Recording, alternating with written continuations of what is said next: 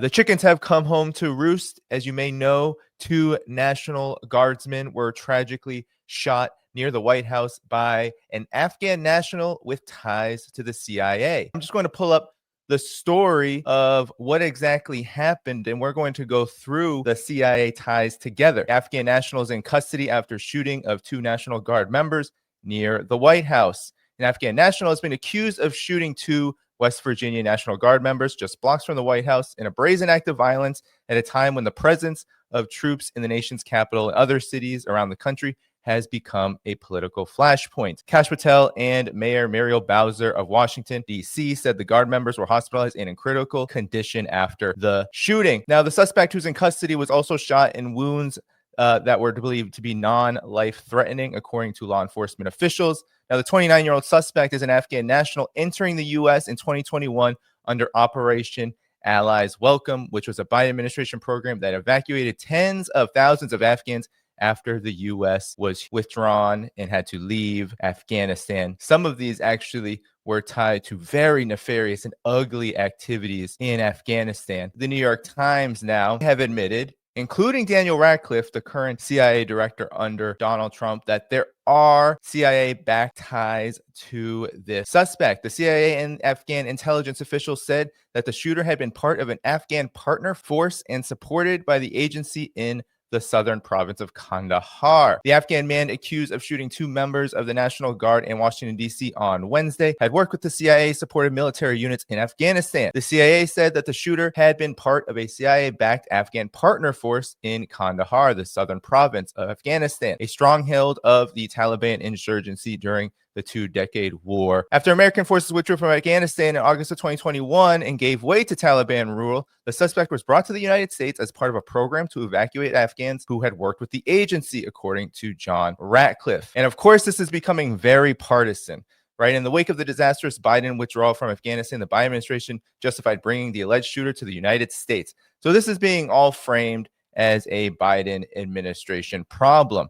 However, the issue with that is manyfold, primarily that this program and this war spanned many administrations, and the CIA, as you all know, is in fact nonpartisan. And now here are the insane ties that we have to talk about here of this shooter. Here he is in the Kandahar strike force, Mr. Ron Mullah. According to this person, the DC shooter has a crazier story than previously thought. He was directly CIA-led. He was not just a collaborator. He was part of a CIA-led task force that massacred civilians and medical workers. Those who know him had said that he was troubled by what he had done mentally. Well, I'll say that to do that to civilians and to medical workers will cause you trouble. There are 5 militias, says the Human Rights Watch, that come under nominal control of the Afghan intelligence agency, the NDS, and do not fall under ordinary chains of command within the NDS, nor under normal Afghan or U.S. military chains of command. Rather, they are trained, equipped, and recruited, overseen by the CIA. Human Rights Watch also says that, quote, a lack of transparency for command, control, rules of engagement, and policy framework guided these strike forces. And here's who they are. So this is the Kandahar strike force, where he operated in during this horrific war that the United States is still very much involved with, even though it withdrawn, it still has forces there operate. So the NDS-03 Kandahar Strike Force operated in Afghanistan, the southern region, out of the former compound of the late Taliban leader Mullah Omar, commonly referred to as Mullah Omar's house, in U.S. forces as Camp Gecko. The late brother of former President Hamid Karzai Ahmad reportedly oversaw the operations until his assassination in 2011. And here is more from Human Rights Watch. The forces that carried out these attacks, these horrific special forces raids on medical facilities in 2018-2019 were the Kandahar Strike Force and other special forces units, all of which are supported and sometimes accompanied by U.S. forces. During kill and capture operations, the forces involved assaulted, in some cases killed medical staff, assaulted or killed accompanying civilian non-combatant caregivers, and caused damage to facilities. So this is who this person was. This is very serious. But it goes even deeper than that, because as you remember, the United States was negotiating for peace, right? Supposedly a withdrawal from Afghanistan, very a long time ago under the first Trump administration, and it failed. We have to say that effort failed. But there was a lot of talk about these kind of CIA-backed militias and what exactly was going to happen to them, because the CIA had trained these forces to commit the most heinous of acts in Afghanistan at the behest of the United States in its dirty war on the so-called Taliban. And if cut loose by the CIA, says a report at the time by the Cost of War at Brown University, militias, quote, may be reborn as private armies or security guards in the service of powerful individuals. Okay, powerful individuals. How about powerful intel agencies? What about those? But let's go now to the details here about these local militias. They were first viewed as a temporary solution, but they eventually became a permanent fixture of secret CIA operations in the country, sometimes acting without knowledge of U.S. diplomats or Afghan military leaders.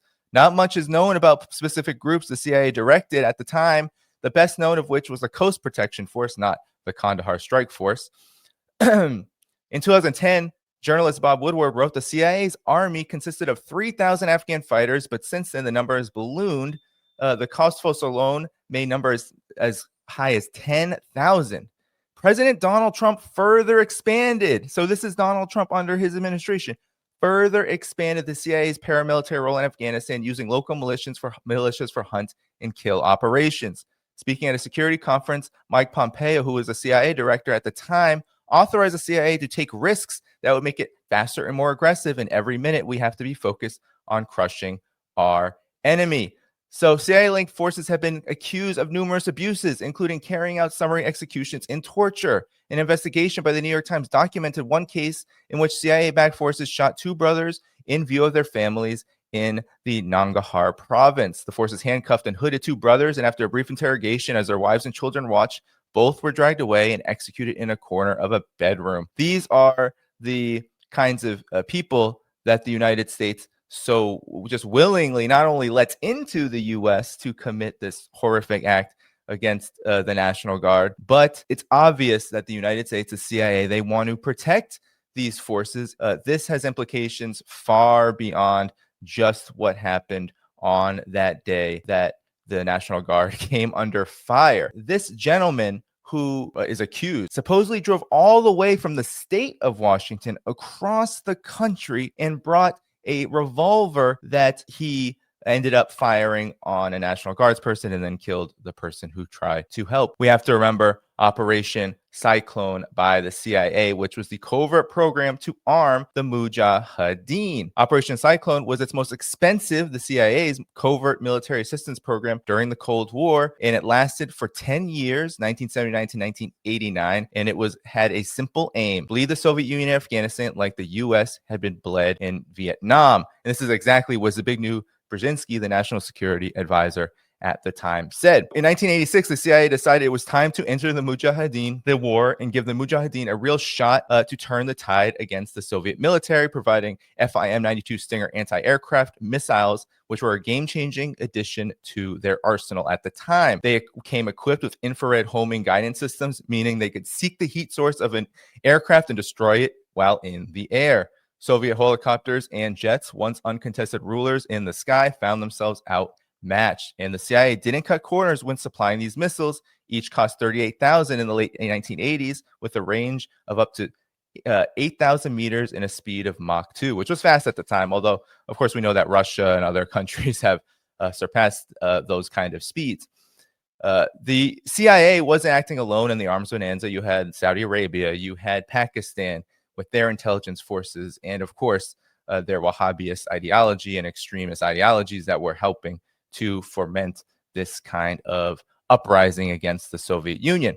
From high-tech Stinger missiles to intricate financial networks and calculated political maneuverings, Operation Cyclone was anything but simple. It was a carefully orchestrated play, with each country pulling strings in the shadow without an end game, each with its end game in sight. So again, we have to remember that this was a dirty War, okay? The final fallout of which led to a power vacuum. The Soviet Union indeed had to withdraw from the country of Afghanistan, but what came afterward was essentially what we still see in many ways up until 2020. It was the United States who left a power vacuum there through its covert operations, and the United States re-entering and reoccupying in the year 2001 to essentially, quote unquote, finish the job of destroying that country, plundering it, destabilizing, and leaving it in the hands of so-called armed groups that it supports. Of course, that didn't happen because the U.S. Turned against the Taliban, because the Taliban turned against them, and that's why there is still so much tension between them. The end of Operation Cyclone led to a power vacuum. The Mujahideen didn't disband. They splintered into different groups, eventually giving rise to factions like the Taliban.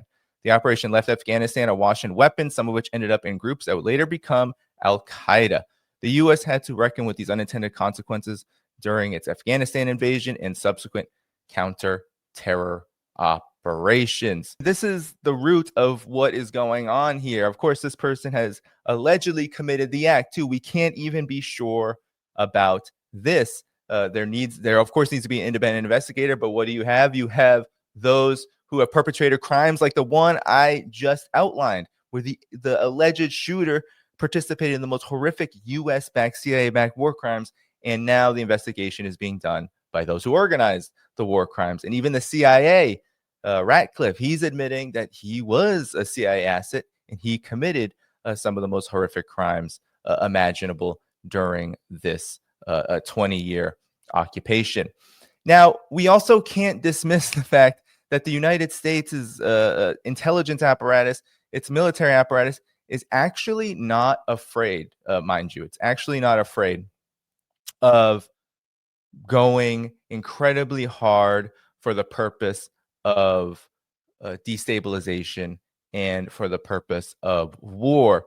It is willing to do exactly what happened on U.S. soil in order to justify war. And of course, there are numerous instances of this. Let's talk about Operation Northwoods, shall we? Let me pull up what that was, because not many people understand that the U.S. military itself wanted to provoke war with Cuba by what? Killing innocent people in the 1960s. They wanted to kill innocent people and commit acts of terrorism in the U.S. to create public support for a war against Cuba. So we have to ask ourselves, if the United States in the 1960s during the Cold War was willing to sacrifice Americans like the ones who were sacrificed during this horrific incident targeting the National Guard, which has been used by the Trump administration as a weapon to conduct another kind of war, a war on Americans, which we have been seeing since before Trump, maybe more covertly, but now the Trump administration has outwardly declared war and has tried to use the National Guard as a weapon in his own kind of partisan political game. Now those chickens have come home to roost in a big way, because this long history, which Donald Trump is now a major party to in both administrations, this long history of using these kind of attacks to justify further interventionism, militarization. You have thousands now of military service members in the U.S. on the streets of Washington, D.C. right now. It all fits into this overall program of stifling dissent, suppressing people's, raising fears in order to suppress people's civil liberties, and then, of course, to justify war abroad. So Operation Northwoods was all about creating this environment. The plans reportedly included the possible assassination of Cuban emigres, sinking boats of Cuban refugees on the high seas, hijacking planes, blowing up a U.S. ship, and even orchestrating violent terrorism in U.S. cities. Sound familiar? This just happened in Washington, D.C. An act of terrorism was committed in a U.S. city targeting U.S. National Guards members, who, mind you, was targeted supposedly, allegedly, by somebody who drove thousands of miles across from Washington State to here after working for years, literally years, in the CIA-backed Kandahar Strike Force unit, which, mind you, this person who allegedly did this shooting was recruited at like the age of 14, like a child soldier. This is how far, how many lengths the United States' war apparatus will go to get what it wants. The military brass in the United States even contemplated causing U.S. military casualties, writing, "We could blow up a ship in Guantanamo Bay and blame Cuba, and casualty lists in U.S. papers would cause a helpful wave of indignation." So this has all come out. The truth has come out about these kind of horrific operations that were planned. And the Bay of Pigs operation was a major failure at this time. And of course, you have the Cuban Missile Crisis, which almost led us to World War III. So we know that the United States is no stranger to literally planning the kind of thing that happened in Washington. Doesn't mean it did it this time. Doesn't mean that it was behind it. It just means that this is not something out of the realm of possibility when it comes to how this system works. Now, General Wesley Clark, or former General Wesley Clark, he was Supreme Commander, I believe, of NATO at the time when Donald Rumsfeld, under the Bush administration, was looking to invade Iraq. And this is what he had to say, which is infamous in the sense that we know that 9/11, one of the most well-known attacks on U.S. soil, that was used to justify basically every single war inside of this region, West Asia, since 2001. So here is Wesley Clark essentially explaining the exact same concept I just was here. After 9/11, about 10 days after 9/11, I went through the Pentagon and I saw Secretary Rumsfeld and Deputy Secretary Wolfowitz. I went downstairs just to say hello to some of the people on the Joint Staff who had used to work for me. And one of the generals called me in. He said, "Sir, you got to come in. You got to come in and talk to me a second." I said, "Well, you're too busy." He said, No. He says, "We've made the decision. We're going to war with Iraq." This was on or about the 20th of September. I said, "We're going to war with Iraq. Why?" He said, "I don't know." He said, "I guess they don't know what else to do." So I said, "Well, did they find some information connecting Saddam to Al-Qaeda?" He said, No. He says, "There's nothing new that way. They just made the decision to go to war with Iraq." He said, "I guess it's like we don't know what to do about terrorists, but we got a good military and we can take down governments." And he said, "I guess if the only tool you have is a hammer, every problem has to look like a nail." So I came back to see him a few weeks later, and by that time we were bombing in Afghanistan. I said, "Are we still going to war with Iraq?" And he said, "Oh, it's worse than that." He said, he reached over on his desk, he picked up a piece of paper, and he said, I just got this down from upstairs," meaning the Secretary of Defense's office today, and he said, "This is a memo that describes how we're going to take out 7 countries in 5 years, starting with Iraq and then Syria, Lebanon, Libya, Somalia, Sudan, and finishing off Iran." I said, "Is it classified?" He said, "Yes, sir." I said, "Well, don't show it to me." And So there you have it. That 7 countries in 5 years, and all of those countries have been destabilized other than Iran. Every single one of them. And every single one of them had this element to it where there was the use of these proxies, these armed groups, these jihadists, whatever you want to call them, they were used. And now, as we've seen over and over and over again, this blowback has been a key and critical feature. Whether it's, and in cases we have to ask whether it's blowback or whether there actually might be an operation like Operation Northwoods afoot where there's a justification for war, because we know the United States right now is thinking about Venezuela. It's thinking about when is Iran going to come up again. The United States has many plans for war that even move beyond what Wesley Clark was saying there. Now, the United States political establishment, of course, this isn't the United States people. The U.S. population has no say over what has happened here. But the U.S. political establishment, the deep state, the elites, they have a lot to answer for. You may remember David Petraeus, the CIA director under George W. Bush, who was a key member, a key figure in the wars in Afghanistan and Iraq. This is him at the latest UN General Assembly, literally, essentially rubber stamping and giving approval to the Al-Qaeda bounty, the Al-Qaeda leader of Syria, al-Jolani, who had a bounty on his head up until he took power in Syria in 2024. Here is David Petraeus essentially giving him a tongue bath at the UN General Assembly. It's just so fitting that the very forces the CIA supported, people like Petraeus, are giving them tongue baths in public. And look at the results and look at the consequences, like what happened in DC. But frankly, we're nationalists, certainly. Yes, a degree of political Islam.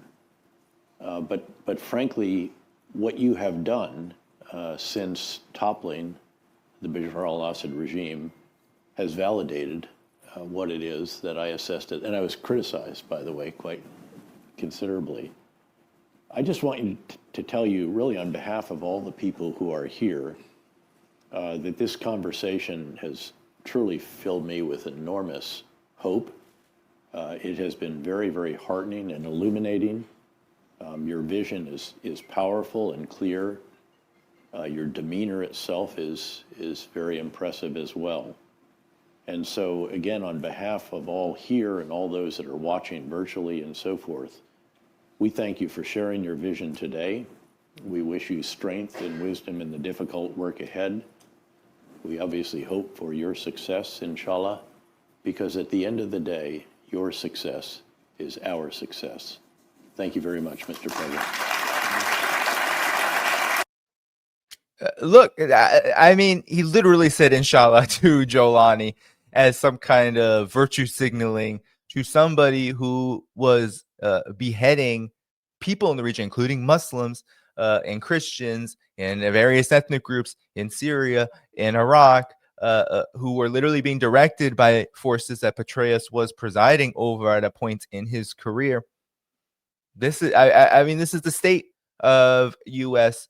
politics from the political establishment side. And this is not even a secret anymore. This is something that happens over and over again in the United States. Even the Australian Strategic Policy Institute, which is an institution that is funded by both the U.S. government and it is also funded by the Australian Defense Department, the U.S. State Department, the U.S. Defense Department, and many U.S.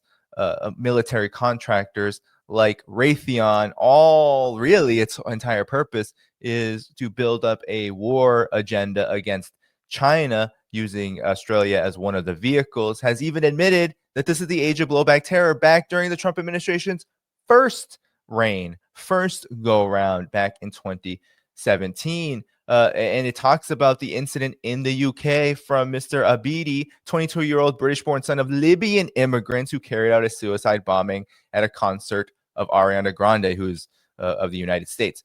It was the worst terrorist attack in the United Kingdom more than a decade and can only be described as blowback from activities of the UK and its allies, aka the United States, in Libya, where external intervention has given rise to the worst battle-worn terrorist haven. Not only actively aided jihadists in Libya, the UK did, it encouraged foreign fighters, including British Libyans, to get involved in the NATO-led operation to overthrow Muammar Gaddafi. So even this institution was talking about, even this institution, and it does cite, the ASPI does cite, it wasn't the first time an Islamic holy warrior passed jihadism to a Western-born son. It talks directly about Afghanistan and the U.S.'s activities there may be the biggest single source of blowback terrorism today. With the help of Pakistan's Inter-Intelligence Service Agency and Saudi Arabia's money, the CIA staged what remains the largest covert operation in history, spending $50 million on a jihad literacy project to inspire Afghans to fight Soviet infidels. This is exactly what is going on here, or at least we have to critically think about this being a possibility of why something so tragic like this happens, why there is an attack. And it's not just on U.S. National Guards members. That's, of course, going to cause an even more intense political stirring, and people are going to, of course, have a lot of different emotions about that on all sides of the political spectrum. But it really is that these attacks all across Europe, in the United States, in the heartlands of where these forces were supported, these weapons have been they both come home chickens coming home to roost and cause a lot of problems. And as we've seen in multiple various operations, they have been used over and over and over up until this day in Syria as forces to take power and then to embrace when they lose, like in Afghanistan. And then they start conducting domestic operations, whether it's on their own or maybe whether there is actual U.S. involvement, especially from intelligence agencies. We can't forget Mossad. We can't forget all the forces out there that really want to capitalize on instability, on terror, on fear in order to get what they want. This is the way of the warmongers. This is what the U.S. empire and all of its hangers-on and all of those that are allied with it, this is the kind of program that they pursue. And to put just icing on the cake here when it comes to just how brazenly horrific this situation is, if this DC shooting suspect actually is the one who did it, it's in large part because he was a child soldier in Afghanistan. 29 years old now. 2020, he was 25 in 2021 when the U.S. was kicked out. He served over a decade alongside U.S. troops under CIA control, meaning he started at 14 and 15. The U.S. is responsible for what he has become. They've groomed him. And here are the receipts that I also went over. And there's his badge once again. So there you have it, folks. This is an absolute travesty. And it's going to be used, the politics are going to be a big part of this. We're not going to get down when it comes to who's investigating this, the U.S. establishment. They're not going to tell us exactly what is going on, but it is an absolute travesty. It is something that constantly happens in the United States. There's in the West, there are these attacks, and they are used for political purposes to generate fear, to divert our attentions, and to, of course, cause real damage to real people. And that is what we have here. So we have to question who's really behind this, who is really to blame. It cannot be as simple as, Biden, this is so convenient. Biden's war, how he handled the end of Afghanistan, that's the reason. That's not good enough. And that's a very basic partisan answer that's going to get us nowhere. So we have to really think hard about this, continue to do our research, ask the right questions, because this is something that really puts in the rudiments and the roadblocks and the building blocks for massive repression of people to justify exactly what the Trump administration has hinted at, which is using the military openly against its own civilian population. And of course, and perhaps more destructively, to justify endless wars abroad, whether it is in Latin America like Venezuela, or whether it is against Iran or some other target that comes up at some point, because there always is a target.